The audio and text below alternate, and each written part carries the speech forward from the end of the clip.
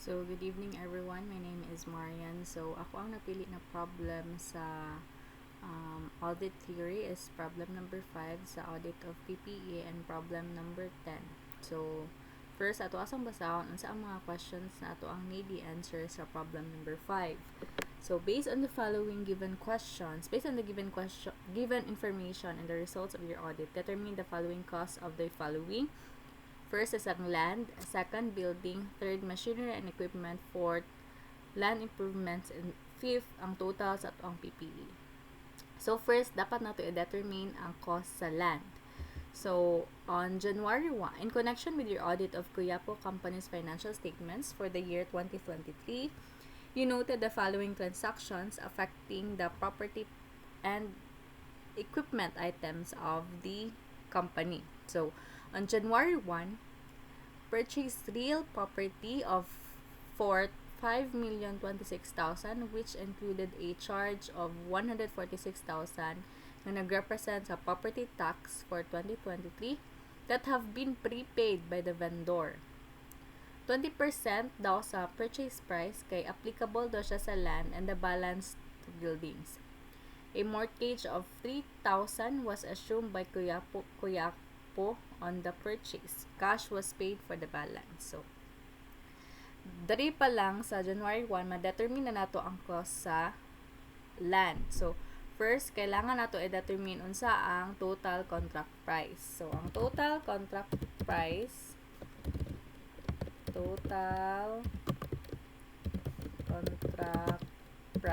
is, according sa problem sa January 1, is 5,026,000.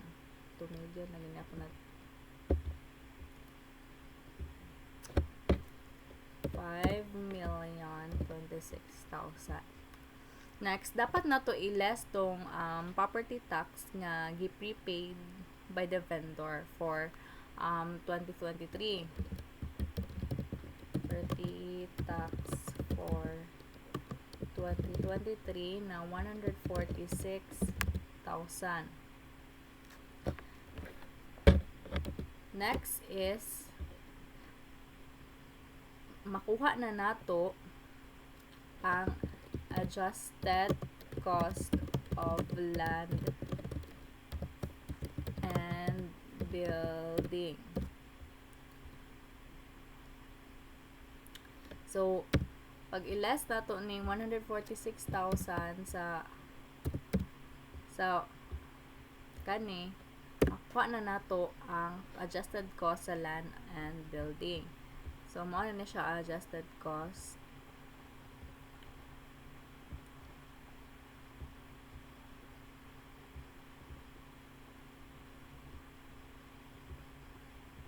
Next is, di ba ang ingon sa problem, ang 20% lang daw ang applicable sa land.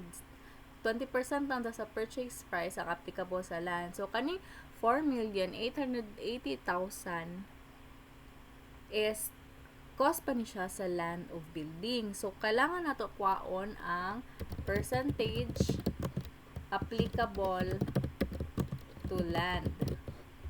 So, ana diri nga 20%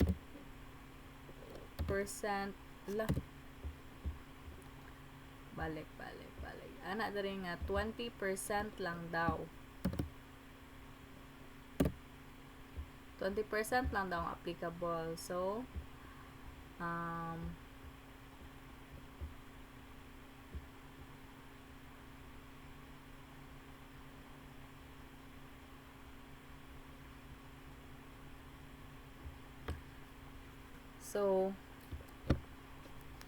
kaning 4,880,000 i-times nato ni siya sa 20%.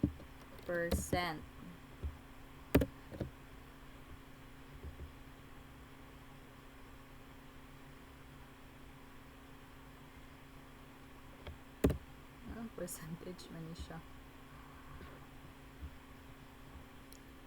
So, mo na ni ang 976,000 mo na ni siya ang cost of land. So, Ano natin answer sa number 1. Ano natin answer dali sa question number 1, cost of land. So for the question number 2, atoan na pong pangitaon kung unsa ang cost sa building. So now, atoan na pong pangitaon ang cost sa building. So na naman tayo adjusted na cost of land and building, paano na to ni siya? So paano na to ni siya? Kaya adjusted naman na siya. Then dra na ta mag-base. So previous owners had failed to take care of normal maintenance and repair requirements on the building, necessitating current reconditioning cost at a 236,800. So kailangan nato ni siya i-add para ma-adjust sa cost sa building, reconditioning cost.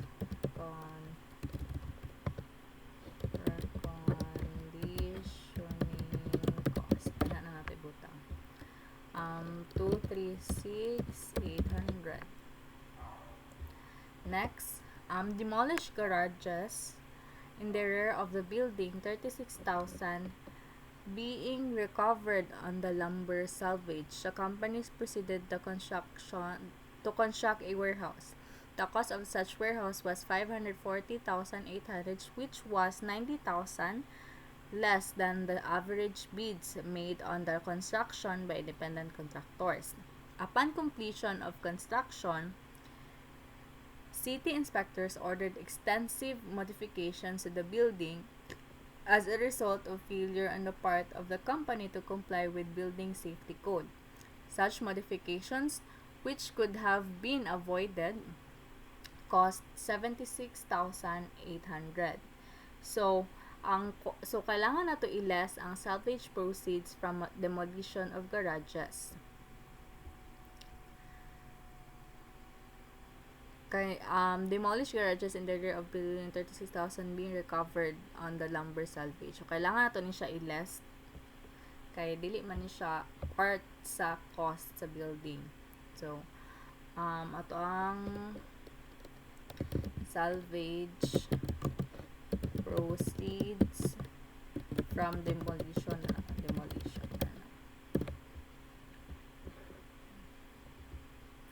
I-less na to na 36. It's a prank. 36,000. So less na to na siya. Then dapat to isa dito. The cost of such warehouse was 540,000, which was 90,000 less than the average bids made on the construction. Upon completion of construction, So naay cost sa warehouse na 540,800. So kailangan nato ni i-add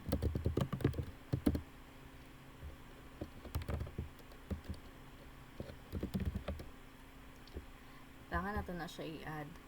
So kaning 76,800 nagibutang diri, dili na nato na siya need i-add sa para makuha na to ang cost sa building kay tungod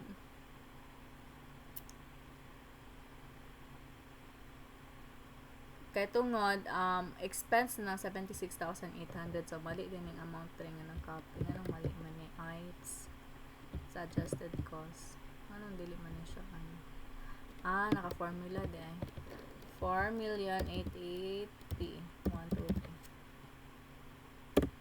So mauna na siya.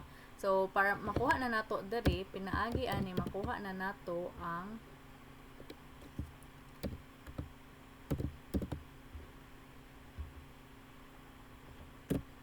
So mauna ni siya. Series 236, 36 na less. Dapat i-less ng 36 nga nang na-add man. So, imano-manuho na lang nato. Kani plus kani less kani plus 540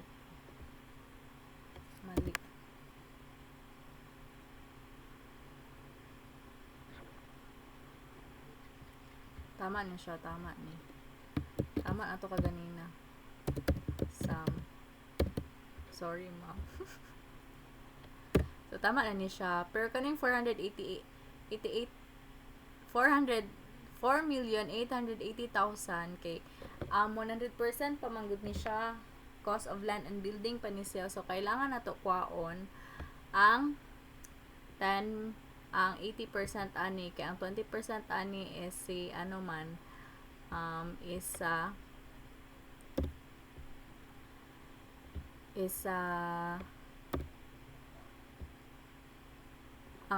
80% manggod ani is sa building, tapos ang 20% mo na siya ang sa cost sa land. So percentage applicable, copy na to na dre, ilisa na to ni building.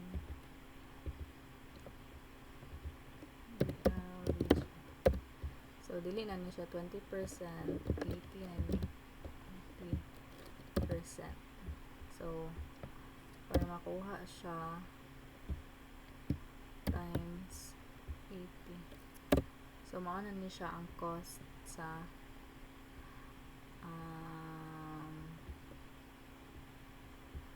adjusted cost sa building.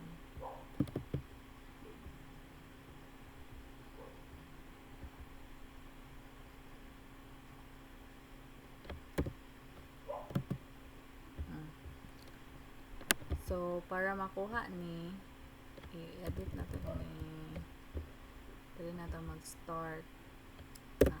Mao na ni siya ang cost of building.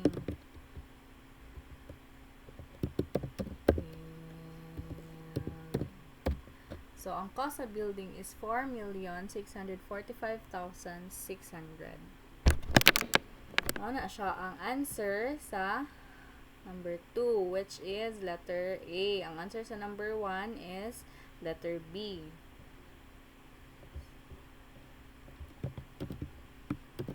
So, let's proceed sa number 3, machinery and equipment. Tapos ang gipangita sa number 3. So, para makuha ang cost sa machinery and equipment, basahon na to ang March 1. The company exchanged its own shares with a fair value of 320,000 par 24,000 for a patent and a new equipment. The equipment has a fair value of 200,000. The new machinery for the new building arrived. In addition, a new franchise was acquired from the manufacturer of the machinery. Payment was made by issuing bonds with a face value of 400,000 and by paying cash of 144,000. The value of the franchise is set at 160,000 while the machine's fair value is 360,000. So para makuha na to ang cost sa machinery, kailangan na to i-add ang machine's fair value nga 360,000 og ang equipment nga fair value nga 200,000. Kaya ang gipangita man diri sa number 3 ang cost sa machinery and equipment. So kailangan na to i-add again tong equipment sa equipment caps lock, equipment fair value tong March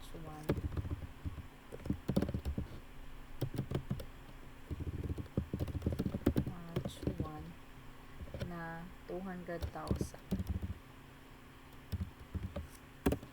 Tapos machinery na fair machine fair value on April 1 value tong April 1 na 360,000. So cost of machine and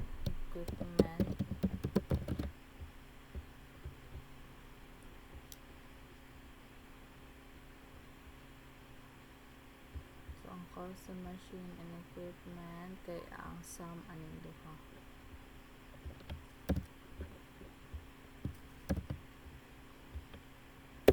Ano ni siya ang cost? 560,000. So, unsa ni siya letter diri?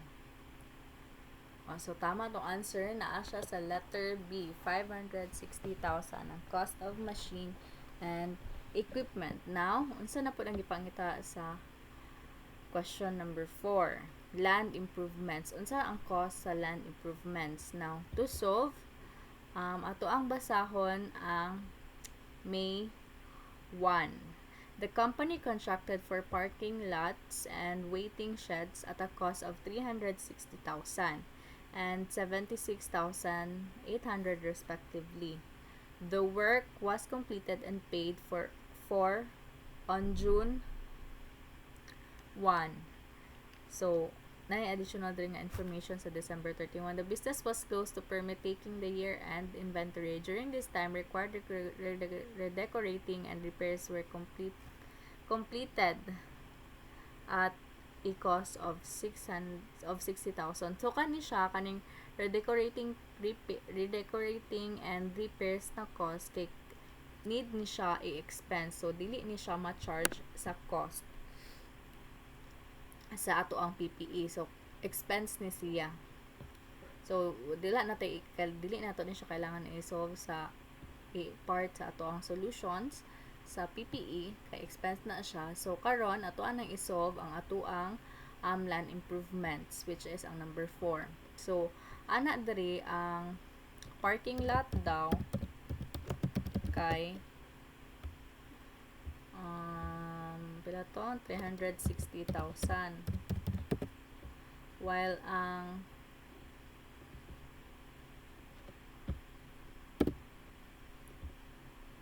waiting sheds kay 76,000. 1,800. So, kuha na to ang sum aning duha.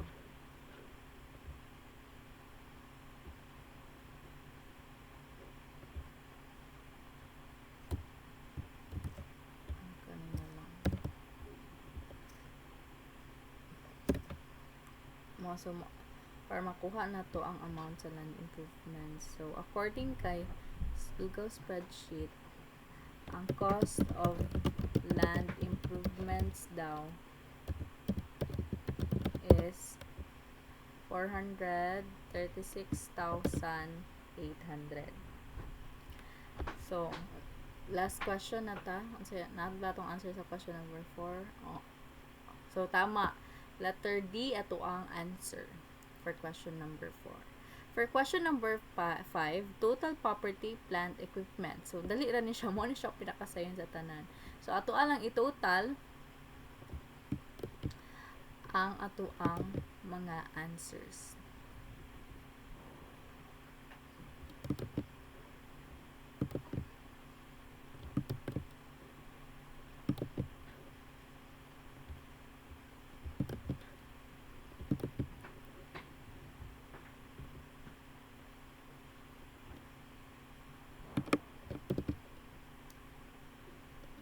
So, 976,000, 4,645,600,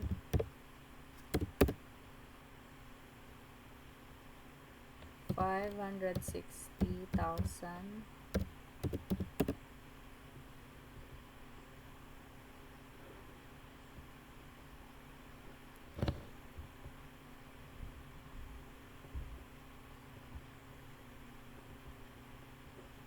again 560,000, 436,800,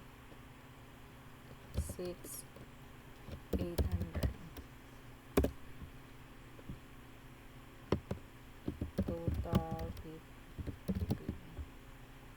So, para makuha na ito itong total PPE, kailangan na ito isang main pot.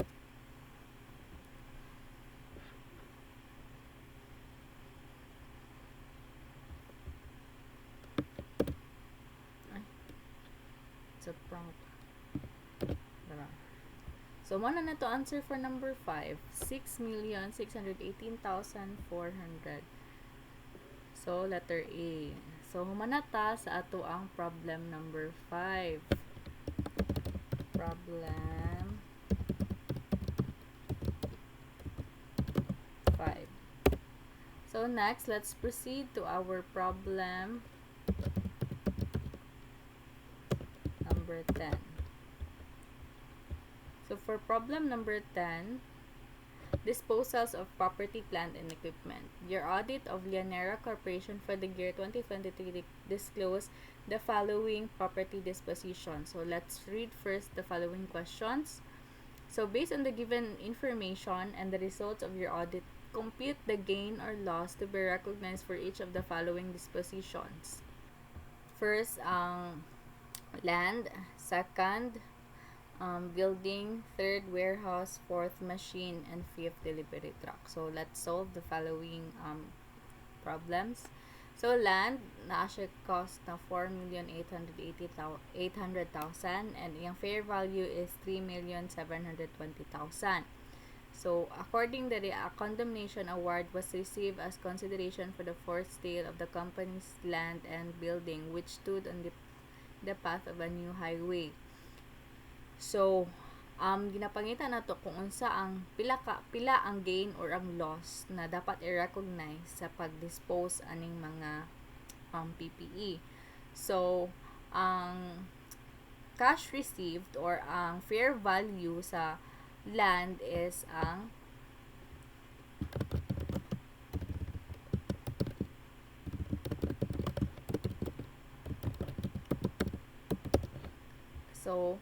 ang fair value daw is 3,720,000. Tama ba? So, 3,720,000. So, given po diri ang cost. So, ang cost is less na to ang cost. Ang cost is 4,800,000.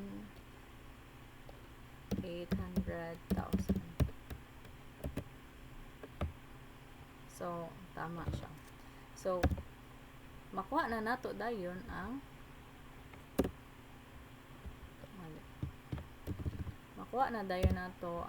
gain or ang loss.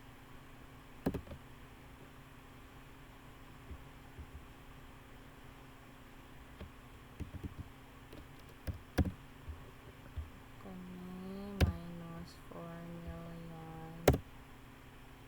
800 man siya. Nag-addition siya. Minus man. So, funny. So, dapat tili na ko niya siya i-minus. Minus. Kani. So, dara. So, loss on condemnation of land.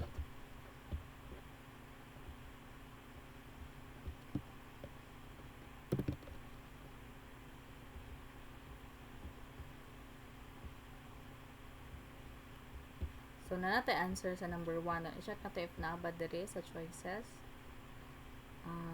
Yes, letter B, 1,080,000 na loss.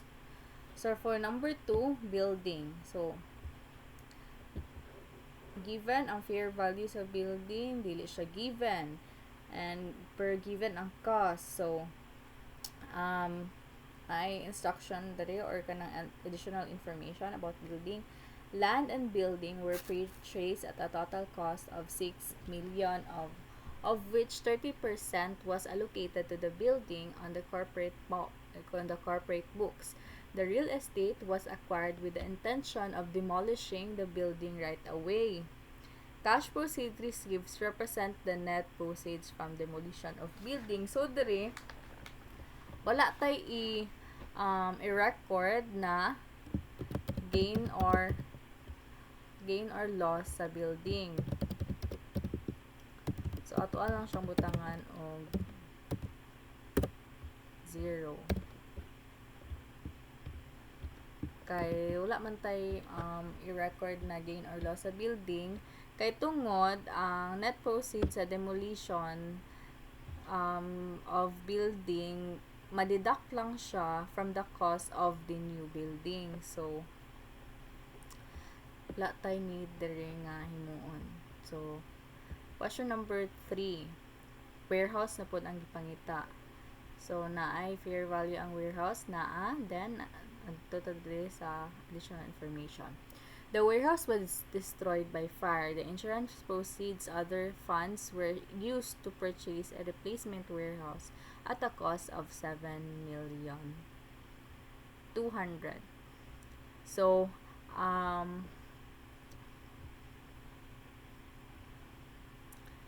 ang insurance proceeds ana is ang fair value sa ato ang warehouse. So, ang fair value sa ato ang warehouse is 880,000.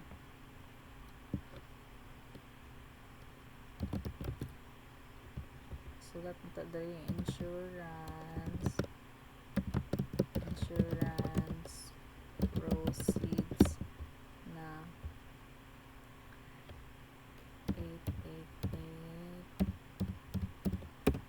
8,880,000.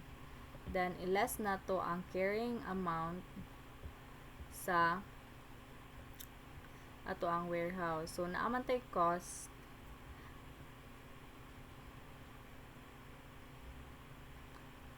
carrying amount sa atong warehouse at ito mga additional information. So, yes, naatay cost na 840,000 cost.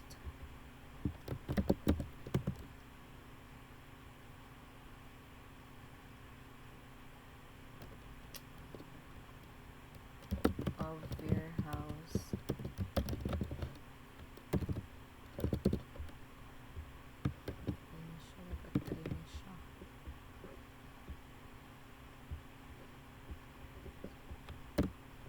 Ang cost atong warehouse is 8,400,000.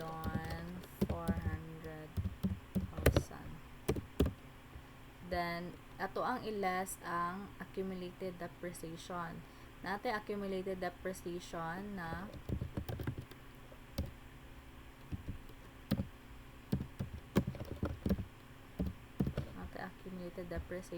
na 1,320,000.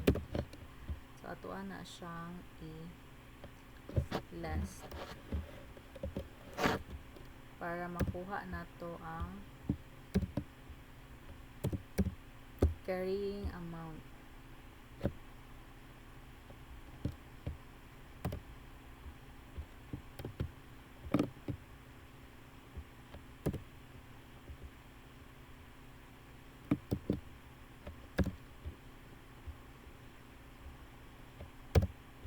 Ano na siya ang carrying amount.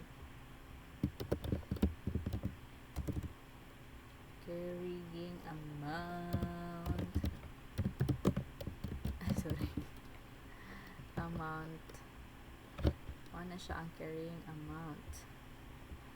So, after which is ato ang iless ang insurance proceeds and ang carrying amount para makuha nato ang tanaw nato if gain ba siya or loss. So, iless nato ni carrying amount sa insurance proceeds. So, wala man siya nag-negative, pasabot ana gain on insurance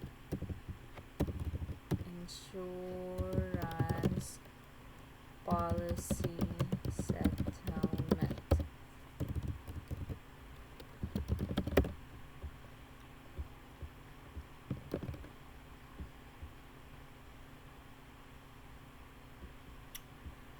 Okay, na natin answer sa number 3 nga warehouse. Let's check if tama ba. So, 180,000. 1,800,000. So, tama na sa choices. Letter C, atong answer number 3. So, number 4, tanaw na po na to if nabatay gain or loss pag-abot sa ato ang machinery. So, sa machinery, naatay fair value nga 864,000 and naatay cost na 960,000, accumulated depreciation na 384,000. So, the machine was exchanged for a machine having a fair value of 756,000 and cash of 108,000.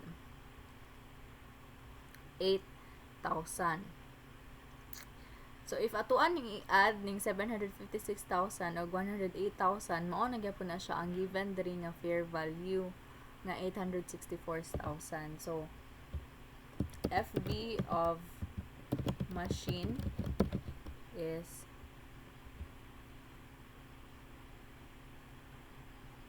864.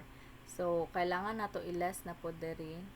So, dapat makuha na to ang cost of machine, which is given siya nga 960,000. 1, 2, 3. Then, ato ang i-less ang accumulated depreciation aniya. So, pila man ang accumulated depreciation? 384,000. So, para makuha na to atong carrying amount ani is cost of machinery less accumulated depreciation. Mao na siya ang carrying amount. So, ang carrying amount is 576,000.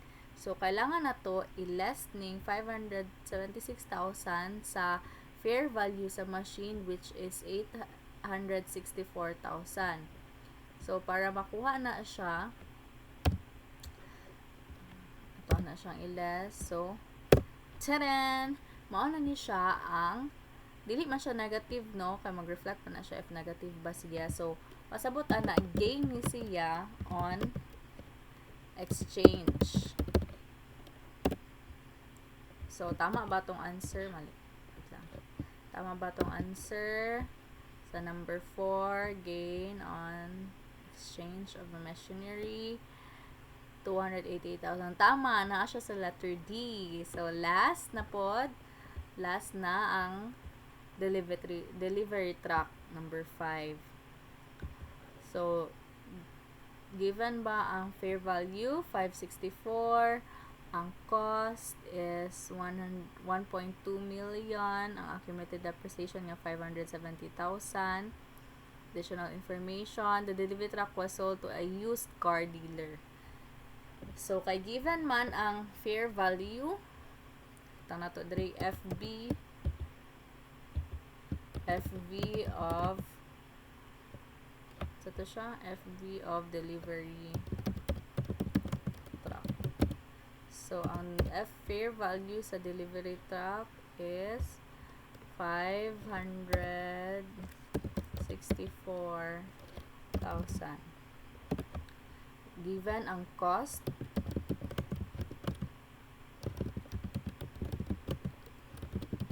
yung cost is 1,200,000. Then, i-less na po na to ang accumulated depreciation niya. Kay given man ang accumulated depreciation.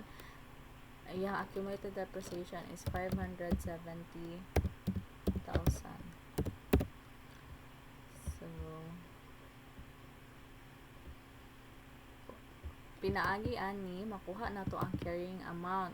So, pag ang cost of delivery truck, i-less na to ang iyang accumulated depreciation. Makuha na to ang carrying amount sa delivery truck. Next is, i-check na to if gain ba siya or loss on sale. So, para ma-check, i-deduct na to ning carrying amount sa fair value. So, 564 less 630. So, kay naka-parenthesis man siya, pasabot ana negative. So, naatay loss on sale of delivery truck. So, na natay answer. Tama ba? Na ba siya sa, sa choices?